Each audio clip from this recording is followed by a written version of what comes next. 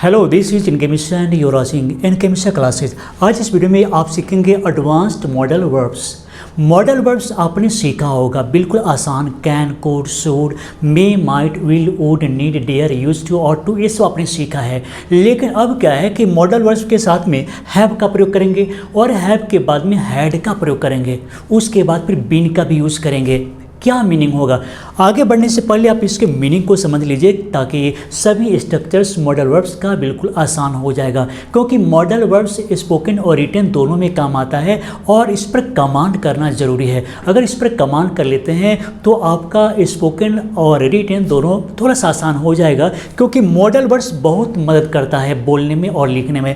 तो यहाँ पर हम देखेंगे कि यहाँ पर मैंने हैड का प्रयोग किया है और ये वर्ब थ्री का काम कर रहा है। वर्ब थ्री जैसे मान लीजिए गॉन, प्लेड, रिटेन, उसी प्रकार यहाँ पर हैव का भी थ्री हैड होता है और इसका मीनिंग यहाँ पर रखना होगा। जैसे हम लिखते हैं यहाँ पर रखना होगा, या फिर किसी के पास कोई भी चीज़ होने का बोध होगा। होना, जैसे किसी के पास कोई सामान है तो होने का बोध होता है।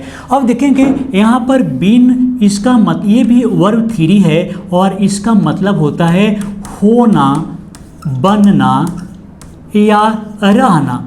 ये सब इसका मीनिंग होता है और हम इसका यूज जैसे भी करेंगे, जिस रूप में करेंगे, जिस टेंस में करेंगे, लेकिन इसका मीनिंग होना, बनना और रहना होगा। और उधर हम हैड का प्रयोग यहाँ पर जिस मॉडल के साथ में करेंगे हैव के बाद में यूज़ करके, खासकर यहाँ पर उसका मीनिंग रखना और होना होगा। होना मीन्स होता है किसी के पास कोई सामान का होना, पोजीशन, अधिकार, स्वामित्व का बोध होना। अब देखेंगे कि किसी भी मॉडल के बाद में हैव का जब प्रयोग करते हैं, हैड का प्रयोग करते हैं, तो उसका मीनिंग क्या हो जाता है, टोटल का मीनिंग क्या हो जाता है। इन सभी का प्रयोग आप किसी भी सब्जेक्ट के साथ में कर सकते हैं। यहाँ पर ये नहीं कि फर्स्ट पर्सन के साथ में अलग रूल होगा, सेकंड पर्सन, थर्ड पर्सन के साथ अलग रूल होगा, ऐसा कोई नियम नहीं है। किसी भी सब्जेक्ट के साथ में इसका रूल कर सकते हैं, यूज़ कर सकते हैं। तो इस वीडियो को अंत तक जरूर देखिए ताकि आप हर एक पॉइंट को सही से समझ सके। तो चलिए शुरू करते हैं। तो सबसे पहले हम देख लेते हैं यहाँ पर शुड हैव और हैड का प्रयोग। इसका मीनिंग क्या होगा, कहाँ पर यूज़ करेंगे। जब भी आपको कहना हो कि रखना चाहिए था, रखना चाहिए था, या होना चाहिए था, होना चाहिए था, रखना या होना चाहिए था। मान लीजिए किसी के पास कोई सामान होना चाहिए था या रखना चाहिए था, किसी के पास कोई सामान रहना चाहिए था। कैसे होगा सो देख लेते हैं। लेकिन समझाने के लिए मैंने आपको एक अलग से सेंटेंस लिख दिया है, बिल्कुल समझाने के लिए।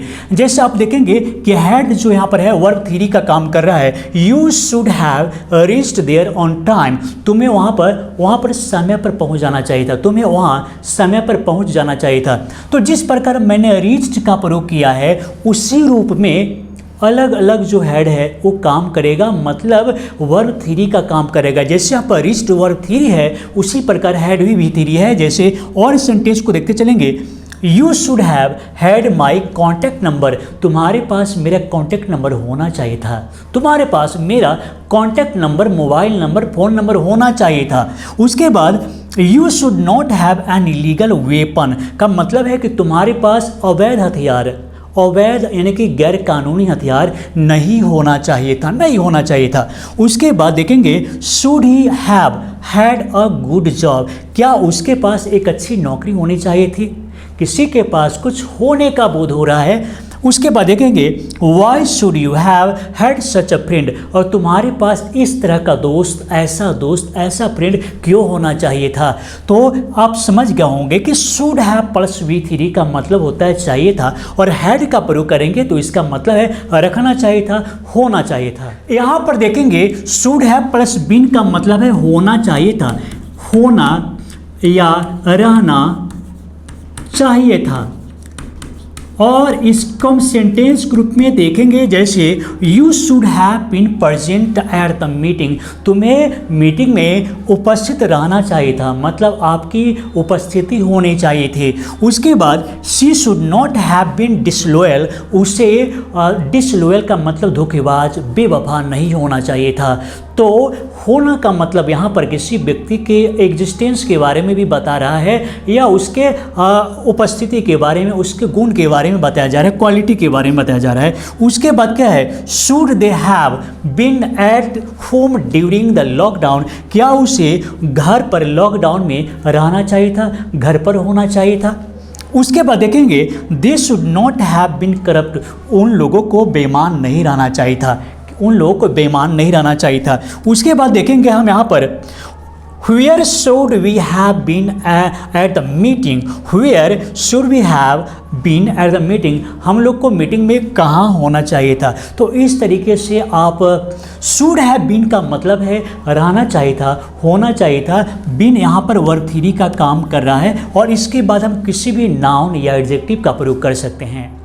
अब यहाँ पर देखेंगे मस्ट हैव प्लस हैड का यूज कैसे करेंगे और इसका मीनिंग होगा रहा होगा, किसी के पास कोई सामान जरूर रहा होगा, जरूर रहा होगा, किसी के पास कोई भी सामान जरूर रहा होगा। जैसे he must have had some problems, उसके पास कुछ समस्याएं जरूर रही होगी, उसके पास कुछ समस्या जरूर रही होगी। जैसे हम देखेंगे दे must have had buildings eight many places, उन लोगों को अलग अलग जगहों पर मकान, बिल्डिंग, इमारत जरूर रहा होगा। उसके बाद देखेंगे she must have had many bad friends, मतलब उसके पास बुरी संगति, बुरे लोग, बुरे दोस्त जरूर रहे होंगे। The students must have had impatience का मतलब अधीरता, इम्पेशेंस का मतलब ऐसा गुण जो बेचैनी हो, जल्दी किसी काम को करने की जल्दीबाजी हो। जैसे the students must have had impatience, students लोगों के पास अधीरता रही होगी, अधीरता। उसके बाद देखेंगे दे must have had bad companies, उन लोगों को बुरी संगति जरूर रही होगी। इस तरीके से किसी के पास कोई सामान, कोई गुण, कोई अवस्था, कोई बात जरूर रहा होगा तो हम यूज़ करेंगे मस्ट हैव और हैड भी यहाँ पर वर्ब थ्री का काम कर रहा है।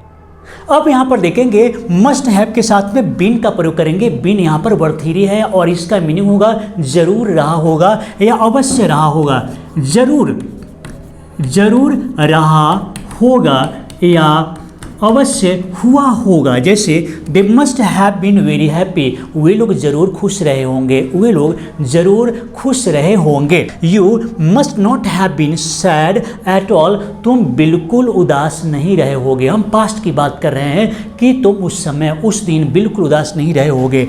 उसके बाद क्या है, she must have been there on time, उसे ज़रूर समय पर वहाँ रहना चाहिए या रही होगी, वह ज़रूर वहाँ पर समय पर रही होगी। उसके बाद देखेंगे she must have been conscious, वह जरूर सचेत रहा होगा, जागरूक रहा होगा। इस तरह से मस्ट हैव बीन का प्रयोग कर सकते हैं। उसके बाद they must not have been timid at all, वे लोग डरपोक तो जरूर नहीं रहे होंगे, वे लोग डरपोक बिल्कुल नहीं रहे होंगे। इस तरीके से यूज़ कर सकते हैं। ज़रूरी है कि इस पर बहुत सारे प्रैक्टिस करेंगे क्योंकि एडवांस स्ट्रक्चर है और ये हर जगह मौजूद नहीं है, इसलिए आप इसे प्रैक्टिस करके कमांड कर लीजिए। अब नेक्स्ट देखेंगे यहाँ पर माइट हैव और हैड यहाँ पर वर्ब थ्री का काम कर रहा है, लेकिन रियल मीनिंग क्या होगा, के पास हुआ होता, के पास हुआ होता, क्या हुआ होता, ये समझना जरूरी है। किसी के पास कोई वस्तु हुआ होता, किसी के पास कोई अधिकार हुआ होता। जैसे यू यहाँ पर है, you might have had much wealth, तुम्हारे पास काफ़ी मतलब अधिक धन रहा होता, हुआ होता। उसके बाद है she might have had lovely home, और उसके पास एक प्यारा सा घर हुआ होता।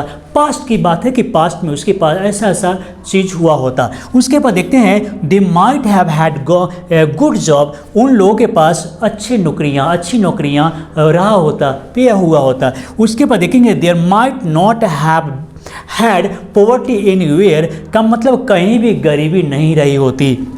You might have had everything today, आज तुम्हारे पास सब कुछ हुआ होता, सब कुछ रहा होता। तो यहाँ पर क्या है कि इमेजिन कर रहे हैं, इमेजिनरी सेंटेंस में हम इसका यूज़ करते हैं, सपोजिशनल सेंटेंस में इसका यूज़ करते हैं। इमेजिन करते हैं कि ऐसा हुआ होता, तो उस कंडीशन में हम might have plus we three का प्रयोग कर सकते हैं और भी कर सकते हैं, बहुत वुड का प्रयोग भी कर सकते हैं इसके जगह पर। तो हम यहाँ पर हैड का प्रयोग करेंगे और के पास, क्योंकि हैड का प्रयोग यहाँ पर पोजीशन के लिए हैड का प्रयोग यहाँ पर अधिकार और बोध को एक्सप्रेस करने के लिए, अधिकार को एक्सप्रेस करने के लिए हम हैड का प्रयोग कर रहे हैं। और हम फिर यहाँ पर देखेंगे माइट हैव बीन का मतलब होता है हुआ होता।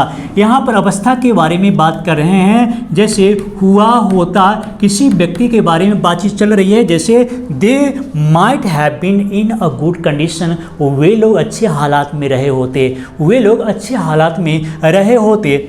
जैसे she might have been married, वो शादीशुदा रही होती या फिर होना का बोध हो रहा होता है। जैसे he might not have been a minister, वह मंत्री नहीं रहा होता। They might have been in a Indian army, और वे लोग इंडियन आर्मी में रहे होते लेकिन नहीं है। जब भी माइट हैव हैड का प्रयोग करेंगे, माइट हैव बीन का प्रयोग करेंगे, इसका मतलब है वो एक्शन नहीं हुआ। उसके बाद you might have been in poor condition, तुम्हारा हालत बहुत खराब रहा होता, तुम्हारा हालात बहुत खराब रहा था, तुम बहुत ही खराब स्थिति में रहे होते, ऐसे बोल सकते हैं।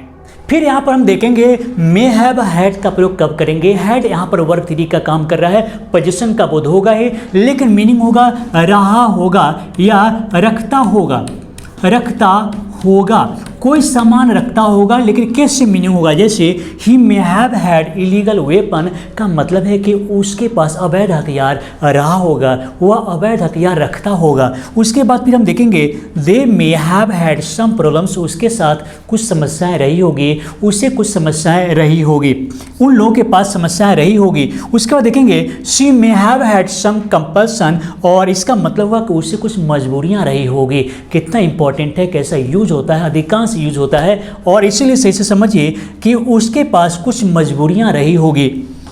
The students may have had lack of money, और स्टूडेंट्स के पास पैसे की कमी रही होगी। He may have had much money, और उसके पास काफ़ी पैसा रहा होगा। हम यहाँ पर एक्सपेक्ट कर रहे हैं या फिर यहाँ पर हम पॉसिबिलिटी को एक्सप्रेस कर रहे हैं कि ऐसा रहा होगा। पास्ट की बात या प्रेजेंट पॉसिबिलिटीज़ को भी हम एक्सप्रेस कर रहे हैं मे हैव प्लस वर्ब 3 के जरिए यहाँ पर हैड का स्पेशल यूज़ किया गया है ताकि पोजीशन का बोध हो। यहाँ पर देखेंगे कि मे हैव बीन का प्रयोग, इसका मतलब ही होता है रहा होगा, लेकिन अंतर जरूर है।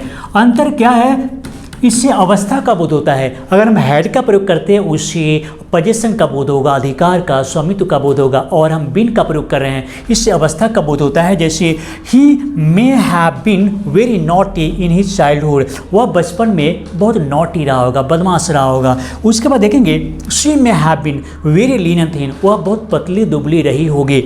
उसके बाद they may have been antisocial elements का मतलब वे लोग, यानी कि वे किसी के बारे में चर्चा कर रहे हैं कि वे लोग एंटी सोशल एलिमेंट रहे होंगे, मतलब असामाजिक तत्व रहे होंगे। The students may have been laborious, students बहुत ही परिश्रमी रहे होंगे। किसी के बारे में पॉसिबिलिटीज़ को एक्सप्रेस कर रहे हैं, किसी की अवस्था को हम एक्सप्रेस कर रहे हैं। उसके बाद the poor may have been honest, the poor may have been honest, गरीब लोग ईमानदार रहे होंगे, उसके बारे में चर्चा कर रहे हैं। पास्ट पॉसिबिलिटी या प्रेजेंट पॉसिबिलिटी के बारे में हम चर्चा इस प्रकार से कर सकते हैं। तो इसमें मुख्य रूप से आपने बीन को समझा और हैड का प्रयोग हम किस प्रकार करेंगे मॉडल वर्ब में, हैव के साथ में, बीन का प्रयोग हैव के साथ में कैसे यूज़ करेंगे मॉडल वर्ब में, आज आपने इसे सही से सीखा है। अगर कुछ कमी रह गई होगी तो इस वीडियो को फिर से देखिए और कई बार प्रैक्टिस कीजिए, क्योंकि एक बार में तो आप भूल जाएंगे, तो कई बार प्रैक्टिस करके कमांड कर लीजिए, ताकि जब भी इस तरह का क्वेश्चन कभी किया जाए तो आप बहुत आसानी से जवाब दे पाएंगे। तो चलिए हम आज का क्वेश्चन भी देख लेते हैं। जैसे टुडेज क्वेश्चन, गरीब लोगों को घर नहीं रहा होगा। एक हम लोग पॉसिबिलिटीज बता रहे हैं कि गरीब लोगों को घर नहीं रहा होगा, तो फिर हम उसे कैसे इंग्लिश में बोलेंगे, इसके लिए मॉडल वर्ब में क्या यूज़ करेंगे, रहा होगा।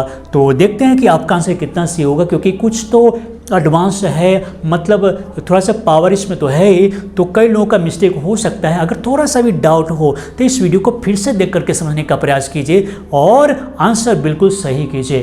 तो चलिए दोस्तों, इस वीडियो को देखने के लिए, लाइक करने के लिए और शेयर करने के लिए आप सभी को बहुत बहुत धन्यवाद।